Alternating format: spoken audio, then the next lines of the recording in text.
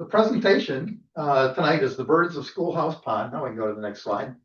Over 30 years, Fred's seen more than 230 species of birds at the pond. This talk will cover highlights seen at the pond, breeding birds, wintering birds seen there, and some of the extremes in weather experienced there. Fred is a lifelong Maryland birder, one of the top eBird listers, and one of the top breeding bird atlasers in Maryland. He has a passion for gulls and has studied gulls in Maryland and across North America with the goal of photographing all ages and plumages of North American gulls. His first book was Gulls of North America, which I showed you. The description on Amazon today was a user-friendly introduction to the plumages of 27 North American gull species in different stages of maturity. More than 500 color photos with detailed captions. It's light reading, just before you go at tomorrow. He's currently working on a book about his presentation tonight for the Birds of Schoolhouse Pond. I met Fred in my own yard here about 5 years ago because I had an evening grosbeak.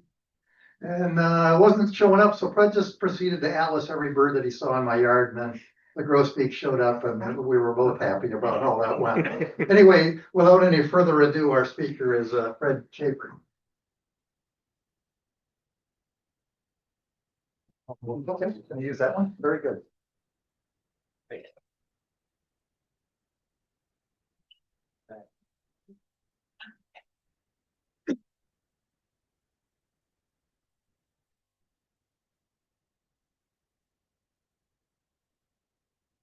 What?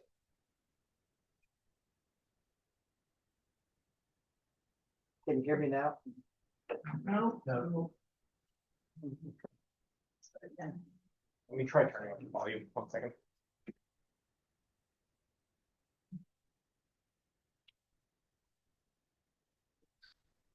Are talking? Can you hear me now? I guess I could use this one if this one works better.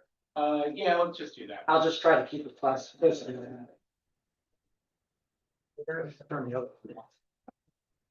So, well, thank you very much. This is roll backwards. Wait to find it. Press this. The slide will go dark. Press it again to check the slide back up. All right. And then. I think you should just see.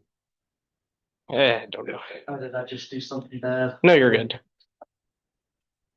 There we go. All right. All right. Well, thank you all for inviting me tonight. I'm excited about the talk. For those of you that heard my previous talk, I'm real enthusiastic about gulls. And this is one place I'm real enthusiastic about, Schoolhouse Pond. I worked for 32 years for Park and Planning, and I was right across the street from the pond. So I really developed my love of birds and then my love of gulls from seeing this pond each and every day. And I think part of the reason, so I wasn't a birder when I started working there, but I always liked to walk and to hike. And they have a trail around the pond, and I walked it every day before work and then at lunchtime. And I'd see stuff like this, coots, pintails, all kinds of herons and egrets.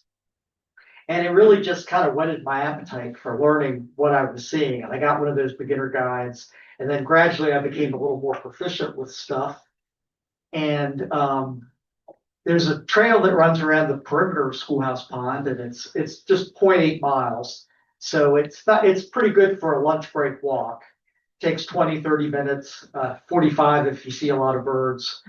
But it was really kind of a crime of opportunity for me. I was working across the street, and I could go out and see all these birds in the morning, at lunchtime, after work, sometimes on weekends, and just the variety of birds that showed up. The breeding birds, the wintering birds, the ducks, the shorebirds, just really got me excited about what I was seeing. Now, Schoolhouse Pond is located in Upper Marlboro, which is the county seat of Prince George's County. So it's kind of a suburban/urban area. And it's got the county administration on one side, the courthouse a block over. And then Park and Planning owns, a couple acres of land around the pond. And it's got a nice variety of habitats. And I think that's why I've been so successful there over the years, because it's got the pond area. It's got a lot of edge habitat where you get migrant passerines first thing in the morning. It's got mature woodlands in the back where you get a lot of the forest interior dwelling birds. And then it's got a little stream in the back as well. And so a lot of neat birds turn up there. And one of the things I like about, really enjoyed about Schoolhouse Pond is I was there day in and day out, morning, noon, evening, and I saw it through all seasons, all times of the day, and all weather. And you really start to get a better appreciation of the habitat and how the birds are using them by looking at one place consistently and see how it changes with the seasons. And these are some of the birds that got me excited over the years. Of course, black-crowned night heron with the big fish. They roosted for years over the trail that leads to our townhouse offices, and people would walk underneath of them all day without even realizing they were there. And canvasback, bufflehead, shufflers. We get a lot of ducks in the wintertime, and some rare stuff turns up. And then the bird in the lower right, you probably recognize as a trumpeter swan.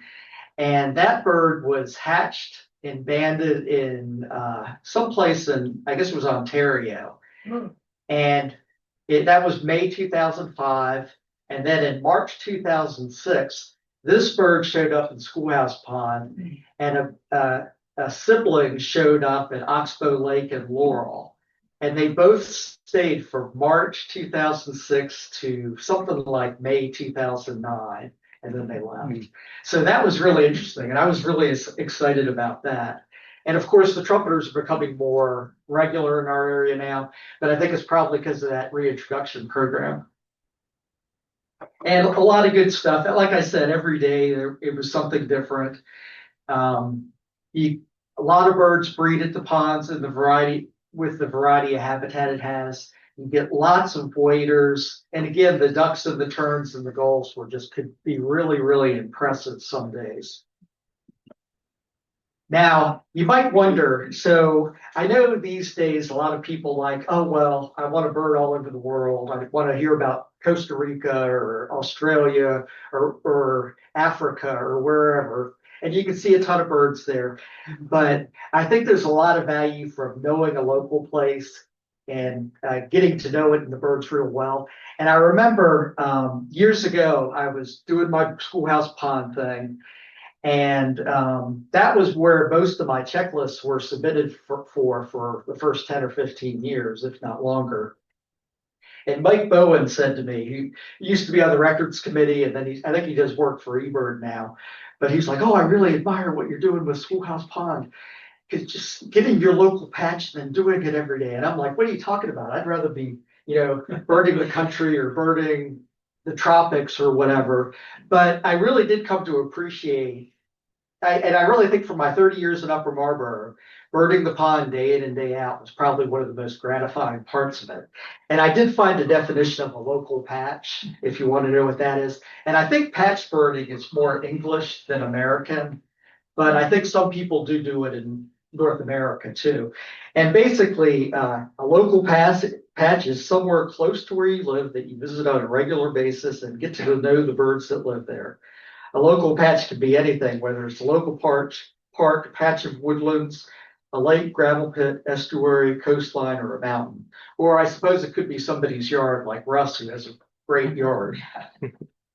The only real rule is it has to be close to where you are, within a mile or so, because it's not much of a point to having your hotspot where you have to drive a half hour and then you only get there once a week or once a month or something. And it should give you easy access so you can bird it regularly. They say once a week here, but I really think the more times the better. And if you can do it daily. And for me, when I walked in the morning, I'd walk from like 7 to 7:30, so half hour. And then at lunchtime was a half hour, except during Gull season when it expanded well beyond what it should have. And of course, Howard County has a lot of good hotspots that could serve as local patches depending on where you live. And so the goals of this talk are kind of just to show how birding your local patch can be rewarding, exciting at times, demonstrate the importance of documenting birds in one location over time, and then show the diversity of breeders, wintering birds, migrants, and rarities that can occur in one small location. And so that's one of the things that with Schoolhouse Pond, I mean, it's a suburban pond. It's not nothing special. And I actually had somebody from the Tuxton Bird Club says, "Oh, you're always talking that place up too much. It's not that great," or blah, blah, blah, or it's not any different than any other place. And it really probably isn't. Probably any pond that has decent habitat around, it's going to be just as good. But for me, it was special because it was convenient. I birded it every day. And I guess over the 32 years that I was there, I turned up 234 species. And I think that I've gotten a few since I retired as well. And some of them were really, really rare. So here's an aerial of the pond. You got the trail going around the outside. The building I worked was right here. You got mature woods in the back. And the dark green shading is parkland. And the mature woods are in the back. There's a creek that runs along the back. And then there's a little side path that runs along the utility line. And that was really productive for birds too. So it backs up to mature woodlands. It's got wetlands associated with the pond. It backs up to some residential townhouses and some office townhouses. And then there was the county administration building. And I saw birds all over that pond. I think the variety of habitat was one of the things that made it so rewarding. And with birding your local patch, I think it's the quote unquote regular birds that make each day special. Because I'd go out there every day, and even if it was a slow day, I'd almost always see a great blue heron, or I'd almost always see a belted kingfisher. And then in season, indigo buntings were breeding. There were green herons. There were tons of ducks in the winter. And then the gulls, I'll talk about that in a minute, but Schoolhouse Pond's 2 miles as the gull flies from the landfill. So we got some good gulls. And it was those regular birds. And with birding it day in and day out, you start to learn who's where, what they sound like. You know where to expect the different birds, when to expect them. And then when I heard something that I didn't recognize, I knew I should start looking for it fast because it was probably something good. Pileated woodpecker. So that little side trail in the back, they actually nested down there. And one time I was back there and I had 3 fledglings sticking their head out of the hole. Oh. So that was real cool. But this bird was just foraging in the leaf litter a couple feet from me. And of course the ducks. One thing that's great about Schoolhouse Pond is it's got a stream that feeds into it. So even when it gets completely frozen over, there's usually some open water. And that attracts ducks, that attracts herons, and that can attract a lot of gulls too. And then of course the belted kingfisher. What kind of duck was that? Oh, I'm sorry. Northern shoveler. He's kind of crunched up there, hustled that he's hunkered down on the ice. But the ducks will get attracted to where the open water is when everything else is frozen. And this past winter, we had a pretty cold winter for a change. And there was that open patch and there were hundreds of ducks in it.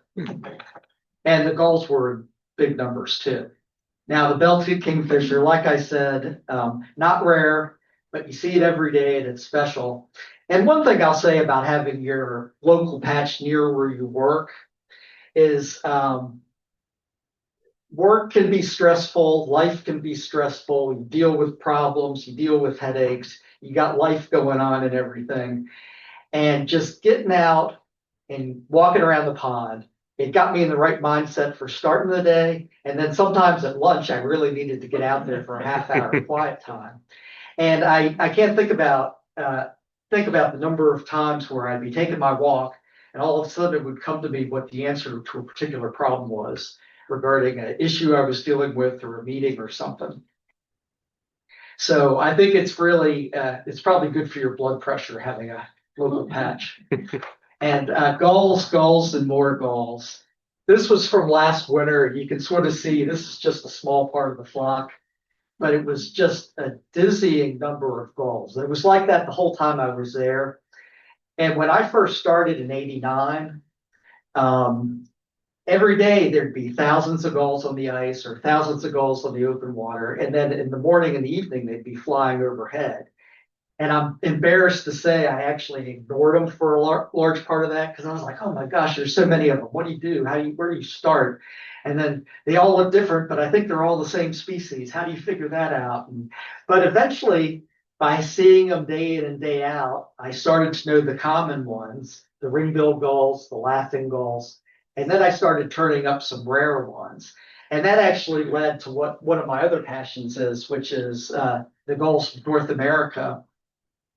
And I ended up writing my book on it a few years ago. And it has a lot of pictures from Schoolhouse Pond, a lot of Maryland pictures. And it really started at Schoolhouse Pond, where I was seeing all these birds. And I would see a lot of the rare ones too. So it started entering my mind, well, I want to see the rest of these gulls too. Not just the ones in the east, but the ones up north and the ones out west or wherever. And there's a few of the rarities. So upper left is the Iceland gull, first year. Upper right is an adult lesser blackback gull, which was actually pretty regular there during winter. Bottom right is my favorite bird, the glaucous gull. Big, powerful gull. And then the bottom left is a Bonaparte's gull. And Bonaparte's gulls migrate overhead every late March and April. I'd be doing my morning walk and you could see them flying overhead. So, and the neat thing about the pond is you do have a close and then you don't have the aroma of a landfill. So you typically have good, you're close to the birds, you can get different angles on them, and there's the open water that keeps them coming. And there's been times where I've spent a couple hours there, and it seems like birds were constantly coming and going because I think what they do is they go to the landfill, they go to Jug Bay, and then Schoolhouse Pond's on the way, and then some of them will stop there. And there is one time I was doing a count at lunchtime, and I had 960 gulls, and they were all ring-billed gulls. But there's been other days that were much more diversity and a lot of rare stuff. Now, I wanted to mention this briefly, and I apologize for those who heard this from my gull talk, but this was the most remarkable month in my 30 years at the pond, December 2004. It was a cold winter and the pond froze up pretty quick, and the gulls were everywhere on the pond, in the air, coming and going. And I would do my walk, and I tended to count the gulls every lunchtime. So every gull that showed up, I tried to document it. And this is what I got in December 2004. And the first rare bird was, I think it was the middle of December, December 11th or 12th or something. I had a first year Iceland gull. And I was excited enough about that. And I posted it on Maryland Osprey or whatever it was then. And then Hans Holbrook came out 2 days later looking for the Iceland gull, and he had an adult black-headed gull. And so I was trudging up the stairs at work, and then Jim Stas raced down the other way with his binoculars around his neck. There's a black-headed gull in the pond. So I grabbed my bins and bolted outside. It was right there on the ice, beautiful red bill, red legs, a spectacular bird. And people were looking for that bird. And I think Bill Ubik had the black-headed gull, and he had a glaucous gull, first-year glaucous gull. And that's pretty exciting. And then probably the rarest bird was December 24th. And it's a good thing I didn't have it, or I would have split out on a family dinner and probably would have caused all kinds of headache, heartburn. But Sherman Suter had it was a mew/common gull. Now it would be short-billed/common gull. So it was, and Sherman Suter lived out west. He lived in the Pacific in California for 20 years. He thought it was our mew gull, or now short-billed gull. But I think the records committee determined it was actually short-bill/common, because to identify those two species apart in the subspecies, there's actually a 50-page article with a key that is so complicated, you wouldn't believe it. You got like 10 questions, and if one of them's different, it's this. If another's different, it's something else. And if two are different, it's the third option. So it's a complicated thing, but I tended to trust Sherman based on him seeing those birds for 20 years. And it didn't stop there. A few days later, so December 26th, a bunch of us went out there to see the Mew gull, and we didn't see it, but we had an adult glaucous gull, an adult Iceland gull, 4 lesser blackback gulls, and a lesser blackback heron hybrid. And then to close out the month, we had a Thayer's gull, which is now a subspecies of Iceland gull. And I think that the adult Iceland and the adult glaucous was pretty much unprecedented for Maryland, because we get the immature birds down here, but we typically don't get the adults. And I think it's the only time I've seen an adult of either species down here. And the glaucous was real easy to see. And me, Phil Davis, and a few other people were there like 3 or 4 hours when we were packing up for the end of the day. Then this other white-winged gull comes in, but he's got a little gray in the primary tips, and it was an adult Iceland. And my favorite bird, glaucous gull. Took me years and years of searching till I got my first one. It was at Schoolhouse Pond, and it was so big and so massive and so white that at first I thought it was one of the domestic geese that was running around then, but it wasn't. It was the full-fledged glaucous gull. This picture's from February 2009. And then I think this was from December 2004. This was the Iceland gull, picture by George Jett. Lesser blackback gull. They're more irregular than the other rare gulls. And in fact, in any given winter, I typically probably tally 30 or 40 of them. And there's more than just birds and more than just gulls. And the wildlife was really impressive too. And this was fun. This was one day during my morning walk, and these river otters came right over underneath the boardwalk and were looking at me. And I'm taking pictures of them.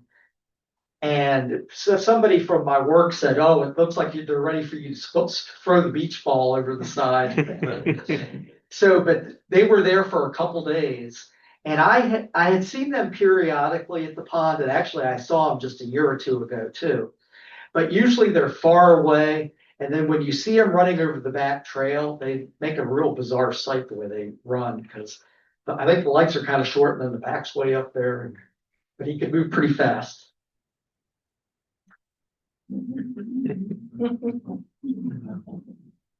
And a lot of other good stuff shows up there. And again, this is the kind of thing, you don't see everything on one day, but when you're out there day in and day out, you tend to see a lot of stuff. And correct me if I'm wrong on any of these things here, but I think that's a long-legged wolf spider, eastern box turtle, red admiral, and of course a raccoon. And we had deer and bucks as well. In fact, probably towards the end of my time there were too many of them. Yes. How big was the spider? Oh, he was big enough you didn't want to put your hand on him. He was probably the body was probably about as big as the end of my thumb. And regarding the deer, this is kind of funny. So half the building overlooked the pond. And of course, I was on the courthouse side, which is probably good because I probably would have gotten fired if I was always looking out the window. But there was a deer that tried swimming across the Schoolhouse Pond in the winter of 1988. Apparently, nobody told him that there's a trail that runs along the outside, and he's swimming and kicking his legs and thrashing around, and everybody's gathering at the windows, and everybody's taking bets whether this thing's going to make it across or not. And fortunately, eventually it did. And it was just like that. We'd see gray foxes, we'd see red foxes, a lot of good stuff day in and day out. And again, I think this is a showy burr marigold. There was a period where the pond's water level got really, really low. We had a lot of mud flats, and certain times of year, I think this was in August or in September, it'd be covered with wildflowers. And it was just, I got some good pictures of it. It was just another thing to appreciate when I was out there. And one thing about the water level, and I'm going to talk about this a little bit. Actually, I'll get into it right next. extreme weather, earthquakes, natural and man-made disasters.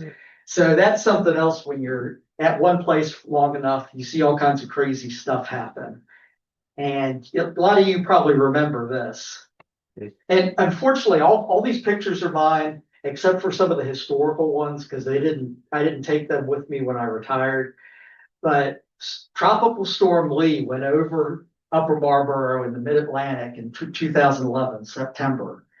And I left work that evening, and it was just raining lightly. I didn't think anything of it. I got in my car the next morning to go to work, and my boss said, "Don't bother coming to work. The whole town's underwater." So I didn't go into work. And I actually, a side note, I got 7 Anne Arundel County lifebirds that week because I was going to Swan Creek every day. But the town flooded, and we ended up having 18 inches of water in our building, including the elevator shaft. Oh, and this is how they dealt with the elevators. They got red and white tape that says danger, danger, danger. So we knew we had to take the stairs on those days. Eventually they got it all straightened out, but I think the biggest issue was all our records were in the basement.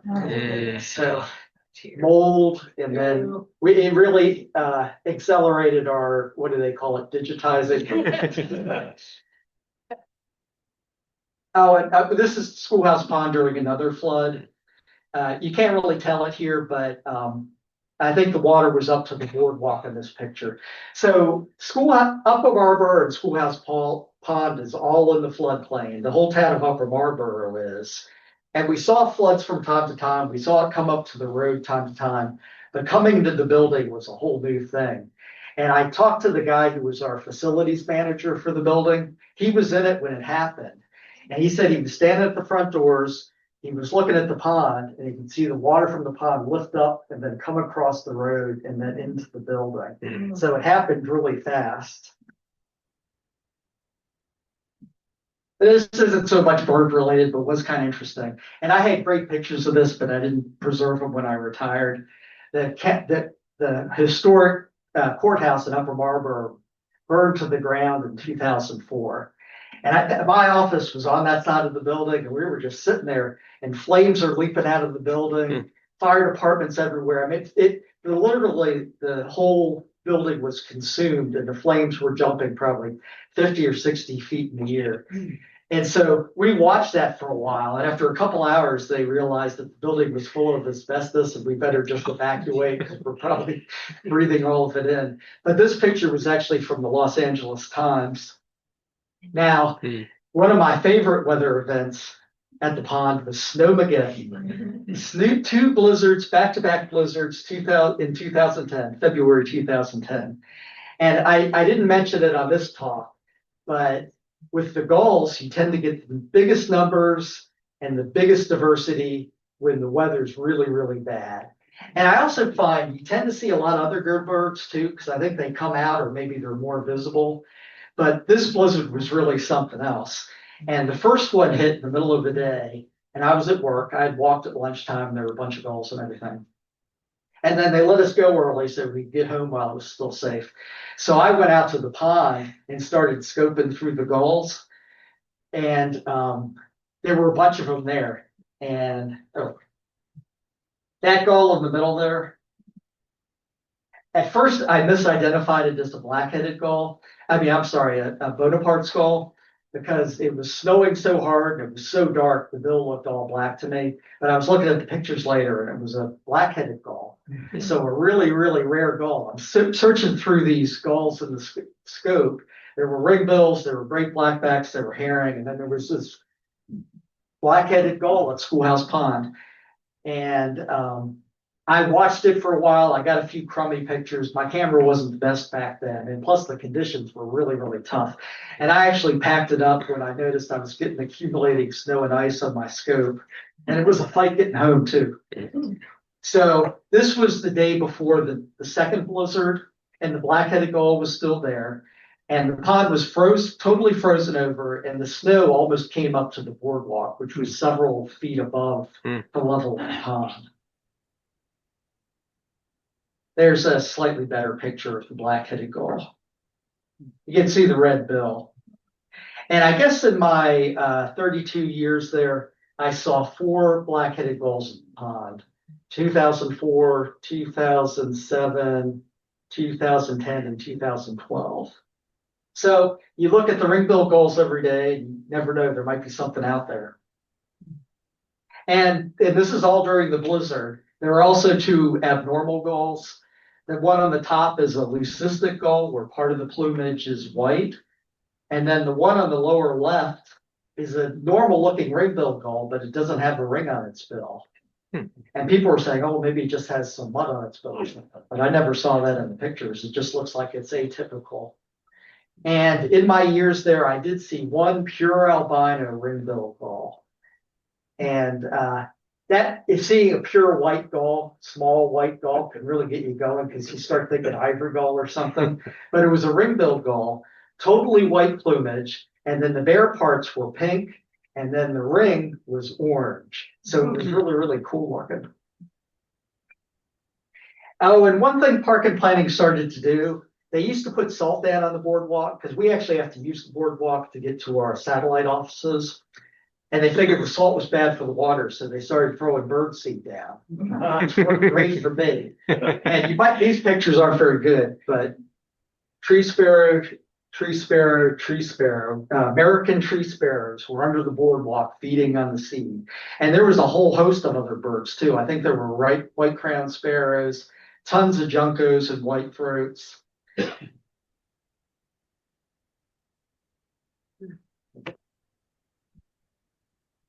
Now, twisters, microbursts, and man-made disasters, I saw a few of those. Now, this next thing I'm going to describe, so I don't think it was confirmed as a twister, but I think I was the only one in the building at the time, and man, the damage was absolutely unbelievable. And then the people that were out driving around that I talked to the next day, they said they could feel their car lifting up. And so I was on the 4th floor working late, and it started raining, and then it started raining really hard, and then it started blowing really hard, and then I couldn't see the ground anymore. And then I started noticing debris was going up past my 4th floor window and then over the building. And I was like, holy smokes. So, and I knew that our building had the stairwells were the strongest part. It's rated to something or other because it was built in the Cold War or something. So I went there and I hunkered down there for a little bit. And then eventually I went down to the lower level. I looked out the lower level, and we have 2 sets of heavy double doors, and both of them were going back and forth repeatedly. And then eventually the storm passed, and it actually did us a favor, because we had Bradford pears lining that road. Every single one of them was snapped 3 feet off. And so they just started the front. And then when I walked around the pond, there were some really big trees at the back that were ripped out by the roots. So it might have just been a microburst, but man, and when I heard about the people that were driving in it and saying they felt like their cars were lifting up, I wasn't so sure. Now, rarities. And you know, that's one of the neat things, birding someplace day in and day out. Most of what you see is what you expect you're going to see. The breeding birds, the red-eyed vireos, the mallards, the geese. But when you start looking at them, once in a while you turn up something rare. And I was happy with this bird. This was in November. Orange-crowned warbler. Very bright, and I kind of like how the picture blends in with the golden foliage of the trees. That may be the only time I've seen one there. It was only once or twice. Oh, actually, before I move on, there was one other disaster I wanted to mention. And there was a drought. I think it was like 2005, 2006. And the water level got really low in the pond. And apparently that affects the oxygen in the water. And so they were concerned about the fish dying because there wasn't enough water, there wasn't enough oxygen. And Greg Kearns in the Parks Department actually came out, and they were dumping water in the pond to try to fix it. But it didn't fix it.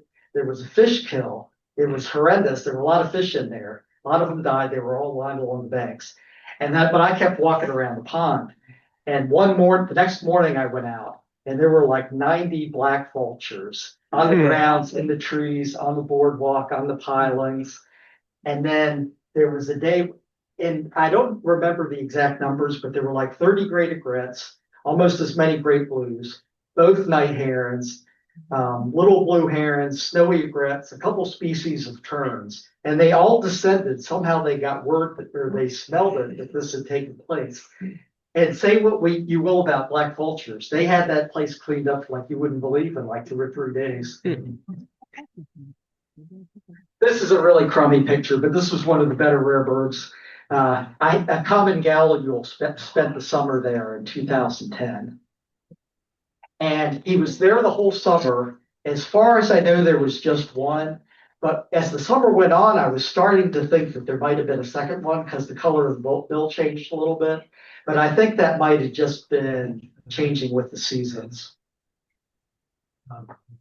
That's the, yeah, I pointed that bird out to some people. It's kind of like in the middle of this acre of spatterdock. It's like, how did you ever see the, just lucky.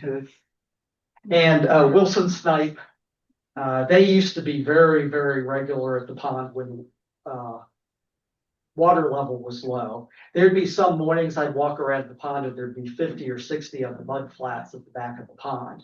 And like the other birds I mentioned, they also will find the open water when it's cold and feed in the open. One thing regarding the water level of the pond, it floods a lot. Each time it does, the boardwalk and the trail gets like thick sediment on it, like you'd expect deposit from the water. And the pond was filling in, and I think it was also dropping in water level because the beavers weren't doing what they were supposed to do. And it looked like the pond was going to dry up for a period, but the Parks Department hired a consultant and they actually stabilized the water level and they made some structures that are meant to trap the sediment. So the long and short of it is the ducks are back in big numbers, but the shorebirds are harder to find. This guy was here for like a whole week. This was the low water level period, but I'd walk in the morning and I'd see him clucking around. And about a week later, Dan Haas was driving down Route 3 and he saw a roadkill turkey and he wanted to know if my bird was still around. And it wasn't, but who knows? Upper Marlboro has a lot of traffic. This was one of the funner rarities. And again, not everything's rare because you don't see it a lot. Sometimes it's rare because of the season. This bird was at the pond in December. So he was there for 3 days, 3 or 4 days. And I'd walk around the pond every day. He'd meet me on the back trail. And as I walked down the trail, he'd kind of place hop in front of me. And then I'd see him the next morning. He was still there. Ovenbird. What is it? Ovenbird. Yeah, and they're pretty regular breeders in southern Prince George's, but I don't think they breed at Schoolhouse Pond, so I was happy to find this. Now, a few other birds, peregrine falcon on top of our building one day. I was looking at it, and this lady was putting change in her meter, and she said, "What are you looking at?" I said, "There's a peregrine falcon up there." She's like, "You can't possibly do that. You can't see that. That's high up." I said, "Well, that's what the binoculars are for." And she's like, "Okay, well, it's a hawk, but I think you can see that it's a peregrine." So, and white-crowned sparrow, which shows up very rarely, and then a black-throated blue, which is just one of my favorite warblers. And while I'm talking about warblers, my life cerulean warbler was seen at Schoolhouse Pond. I think it was May 11th, 2000. It was at the rear observation platform, and it was just a low shrub right next to where I was standing. Still probably the most amazing view I've had of them. And I think that's part of the value of having your local patch, because you're in there day in and day out, and then when something rare turns up, you can happen upon it. 2011, I compiled the checklist for the pond, and that was good up till 2011. And I think there's been some stuff added since then. And I included the seasonal abundance, and then I couldn't say that. What's that? Someone isn't muted. I included the breeding bird information as well from the second atlas, and I just included the probable and confirmed.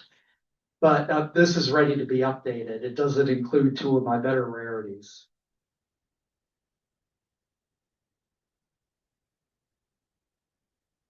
Now, when I was doing my Schoolhouse Pond stuff and I was recording the gulls, I actually had this big, massive Excel spreadsheet for all my gull sightings. And I ended up compiling it for an article for Maryland Birdlife, one of which was the Gulls of Schoolhouse Pond, and it summarized like 2 or 3 winners. And then the article on the right was the December 2004 event, where I documented all the crazy rarities that people saw that month. And I think birding a place day in and day out, you really get to know it, and then you know when something's rare there, and you can turn up those rarities. And I think there's something special about finding the stuff on your own as opposed to constantly chasing after what somebody else has found. And speaking of chasing, I was in Montgomery County on a little known stream valley where an alder flycatcher had been. And I was looking for this flycatcher. And I bumped into a guy there and we were talking. I said, oh, yeah, this is a county bird for me and everything. And he was like, well, I probably don't do as well at the county birding as I should. I get started on it, but I always come back to this stream valley because I know it so well and it gets crazy good birds and nobody ever comes here and reports anything. So he goes there, reports things regularly and turns up some great stuff. White ibis. Immature white ibis. So that was September 2017. I was walking around the pond. It wasn't there initially. Then I was on the back side and I saw something and I had my binoculars with me. I looked at it. I could figure out it was an ibis. So I rushed as fast as I could around the pond, got a few pictures of them. Then I think somebody was jogging by and the bird flushed it. I don't think it was seen again, although it might have been relocated at Jug Bay. And I consider this bird to be kind of my swan song for Schoolhouse Pond. It was just after I had decided to retire. And I walked around the pond. It was a cold morning. And then I was going back to the parking garage to get my stuff before I went into the building. And this yellow tinged bird flew over my head and into a tree line between Schoolhouse Pond and the historic site next to it. And I got pictures of it. This is really the only good one. It was an ash-throated flycatcher. Yeah, that was another bird I never thought I'd see at the pond. So I guess for me, some of the highlights for it was, so back in the old days when we had those little pink phone messages, somebody left you a message and then they'd stuck it in my box and I got back from a meeting in Baltimore and the message in my box said there's a white pelican on Schoolhouse Pond. So I ran out there and there were 2 of them. And they were first county records. The white ibis was pretty special.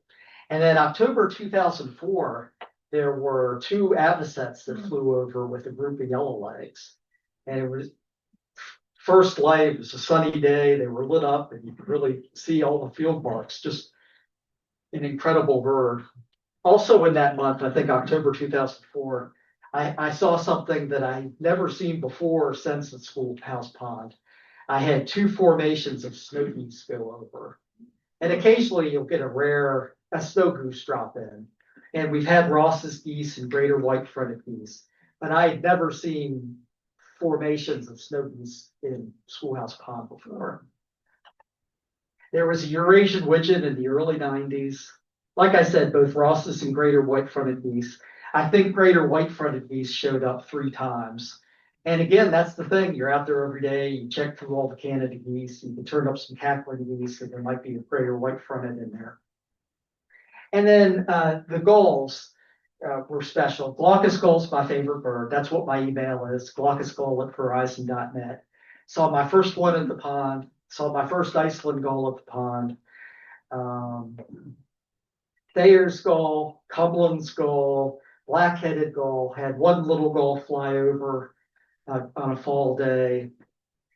Had 1 bird, a first-year bird that I thought was a first-year slatyback gull, and I submitted it to the records committee as such. And I think at that time, this was like 20 years ago, the identification on those wasn't what it is today. and it wasn't accepted, but it was a split vote. But that's the kind of thing you can turn up. So we had our first record state slatyback gull a few years ago. You see a large group of gulls, you never know what's going to be in there. And then I think it's really special seeing it all times of day, all seasons, all weather. I think the warmest it was when I walked around was 103, and then the coldest was 3. And then after the blizzards, there was one time I did try to walk the whole way around, but that was more trouble than it was worth. And I got to do the breeding bird atlas for it, which is very rewarding too.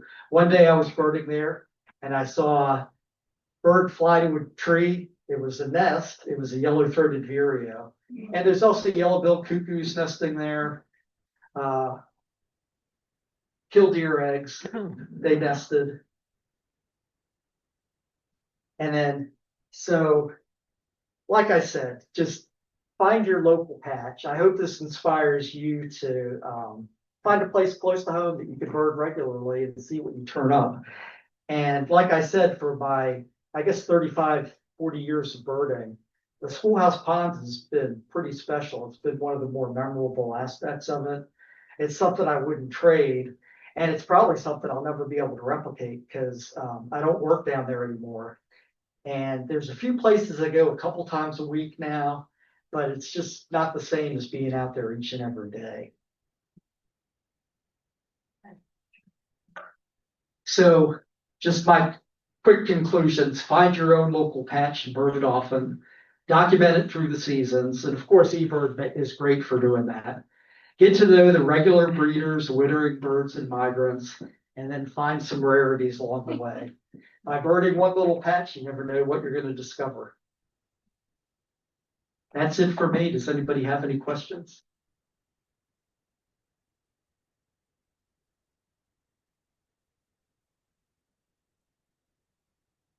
Yes. Well, you just, you can repeat the question. Okay. So is your local patch now where your house is in the pond there? No, so the question is my local patch the stormwater management pond near my house? And it actually isn't, because it's so well manicured and suburbanized that there's next to nothing. I think I've had least sandpipers, and I do get gulls occasionally, but nothing really significant. Probably the closest thing I come to now is I watch my granddaughter a couple days a week, and there's a place between my house and her house that I'll stop in the morning, which is Severn Run Environmental Area. And just in the 18 months I've been doing that, I've seen all the sided flycatchers and a bunch of waders and all kinds of warblers. So there's been Philadelphia vireo, I believe, last year. So there's been good stuff there. Any other questions? Yeah. So earlier on in your experiences, how did you go about being able to learning how to identify things you've never seen before? Well, it was a lot of trial and error, and there was a lot of error along the way. And I'm sure I made a lot of mistakes, but that's one neat thing about being out every single day at one particular place. You see the same birds, some of them, each day, and you get to know them well. And for me, I was telling my wife this one time, was when I'm at Schoolhouse Pond, I know what all the summer birds sound like, all the winter birds sound like. And then when there's a chip note I don't recognize, I know something's up. And when I'm at other places, I really don't have that. I guess the further I get from Schoolhouse Pond, the less I have it.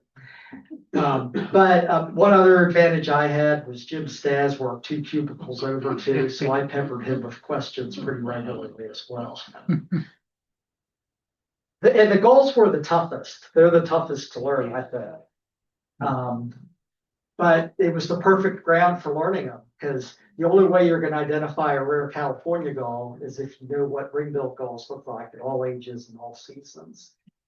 And same way with the slatyback. You need to know what a first-year herring and great blackback gull look like before you can pull out the slatyback.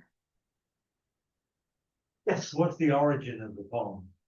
What's that? What's the origin? Oh, so they actually don't know. They have a sign up It's been there at least 100 years. It might have just been a farm pond. But the park and planning who runs the site doesn't know who created it or when it was created. We just know as far back as aerial photos go, it was there. And I'm glad you mentioned that because one of the days in the low water levels, I was walking around and the water was really low. There were a lot of shorebirds that year. And I found a wagon wheel. It was full, and I was like, holy smokes, this must be colonial or something. And we had a historic preservation section, and I took it up to them.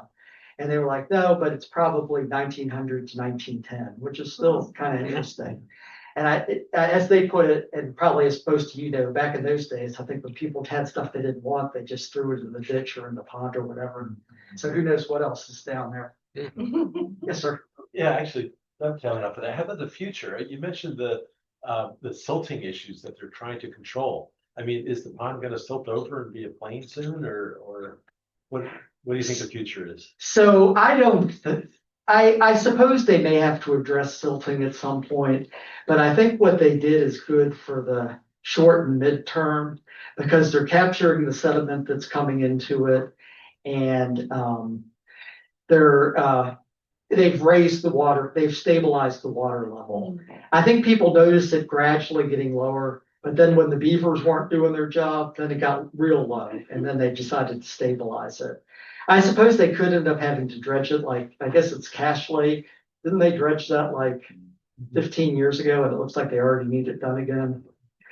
But the thing I'll say about that is, that, yeah, the sediment's a real concern. Upper Marlboro's in the floodplain. And every time it flooded, there'd be inches and inches of mud on the trail. And you assume it's getting deposited in the pond too. And after the flood, when the town and the building was flooded, I still walked around the pond. And I was accused of tracking mud into our already wrecked building.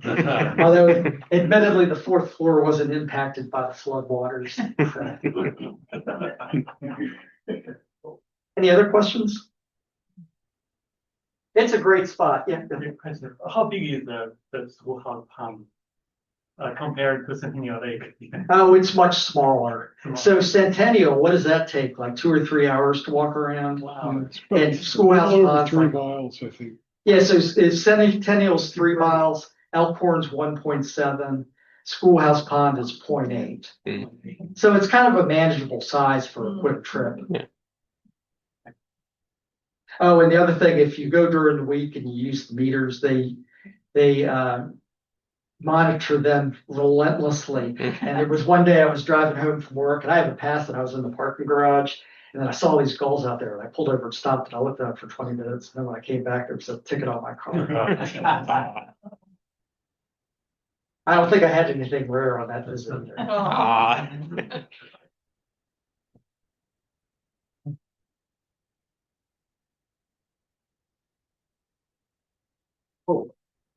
Before you get away, Fred, we have one of this thing that we give to all our people to look after birds and do good things for nature and those kind of things is the coin.